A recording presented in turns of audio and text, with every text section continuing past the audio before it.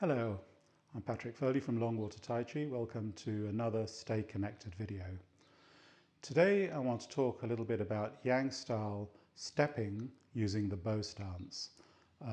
We were supposed to be studying the the 24 step at about this time of year. I was also about to start teaching the Yang 108 long form. Both these forms require that we know how to step correctly from one stance into the other. So just covering a little bit of ground on that today. What we're going to begin with is our standard bow stance. So remember, back foot turned out to about 45 degrees to the direction of travel, and then the other foot coming forward about hip width, okay, and the front toe pointing in the direction of travel. If you remember from the videos about the hip track and the phases of the stance, we use this structure to move from the front to the back leg, allowing our hips to settle in the direction of the weighted leg that we're going into, and this is the hip track. And we're going to use this mechanism as well to help us step. So the processes of stepping from this bow stance into the next bow stance with my left foot forward would be, first of all, being forward weighted, because this is where I would be when I have completed my step, and then releasing slightly off the front leg so that you can turn out the foot to 45 degrees. You just want to take enough pressure off the foot so that you can turn that foot on the heel quite comfortably. Now, what happens here is I've ended up in a slightly awkward position with my feet, so I have to correct for that. And I'm going to do that by allowing my hip to start turning into this new direction that I've set up for the front foot. But as I do that, and what I want you to become very aware of is how that starts to, at a very early stage, before I've even committed all my weight forward, it starts to put a bit of a tug on that back leg. So I'm going to allow that back leg heel to release as I continue to turn into the front leg. And this allows the back leg to become empty. Okay, I now have all my weight committed into the front leg. I don't have to move my body anymore, but my back leg with the heel released has come free. And I use this opportunity to draw the foot up parallel with my front leg. I now, without turning, step out about hip width. Think about it going from the middle of the ear out sideways. Okay, this will help you set up hip width. And I'm going to put down my heel with the toe pointing in the direction of travel that I want to go in.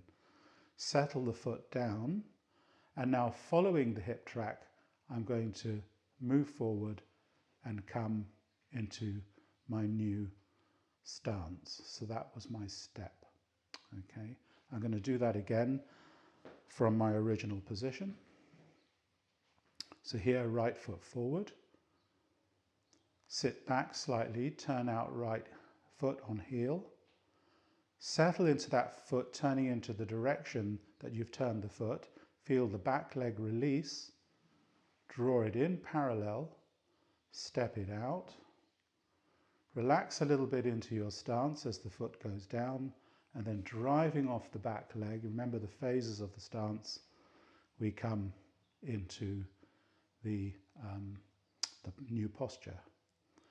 Now there's a little bit extra you can do. Those of you that are a little bit more familiar with the hip and the waist separation, what we can do to support this movement is, as we sit back slightly and turn out the front foot and bring our weight into it, we can now use our waist to help draw that back foot in. So we have the hip turned into the direction of the front foot, then the waist can release just a little bit to draw the foot in, and then it releases back to help the foot step. So there's two little waist movements there which actually support at a slightly more deeper level the movement. I turn out my front foot, my weight comes forward, I release the waist to draw the foot in, I torque the waist to draw the foot in, I release the waist to step, And now the hip and waist move together as I drive my weight forward into the new stance. So what I'd like you to do is to practice this going up and down the room a few times, making repeated forward steps, and try and get every part of it right if you can. Okay? And what you might also want to practice as part of this is, having stepped forward into a bow stance, you might want to see what it feels like to sit back into the back leg, release the front foot, step it back, put it down at an angle, and as you sit back into it, adjust the front foot straight. So those of you that know Repulse Monkey from the Foundation 24 form, this is the quality of Repulse Monkey. Okay, so not only can you step forward, okay, going from bow stance to bow stance, but you can also step back, going from bow stance to bow stance, but now into the back leg, Repulse Monkey. I could then come forward again, make a little adjustment in the back foot, and I'm again in a bow stance. Okay, hope you found that helpful. Practice that well, especially those of you that are thinking of doing the 24 step or the 108. We need to understand these stepping techniques for those forms. Practice well and see you again soon.